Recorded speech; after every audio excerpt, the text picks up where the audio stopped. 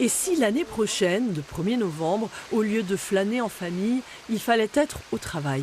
Pour certains, la réponse est un non catégorique. Moi, je tiens à tous mes jours fériés, même ceux de novembre, bien sûr, évidemment. En novembre, c'est trop triste pour qu'on sucre des jours fériés comme ça. Voilà. D'autres, en revanche, sont prêts à s'y résigner.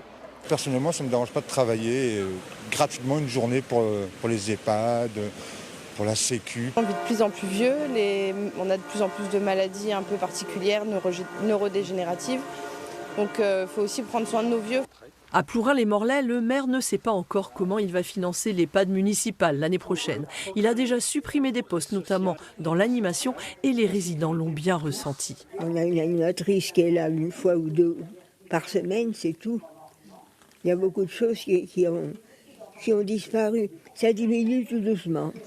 Malgré cela, le déficit continue de se creuser et en septembre, le maire a assigné l'État devant le tribunal administratif pour le contraindre à financer le grand âge. Pour lui, cette nouvelle journée de solidarité serait à la fois insuffisante et injuste. C'est une mesurette qui portera sur les classes ouvrières et les classes moyennes. Or, ce n'est pas ce que nous défendons et ce que nous avons proposé. Une journée fériée ne suffira pas. Il en faudrait entre 5 et 8 journées dans un premier temps dans le cadre d'un plan d'urgence.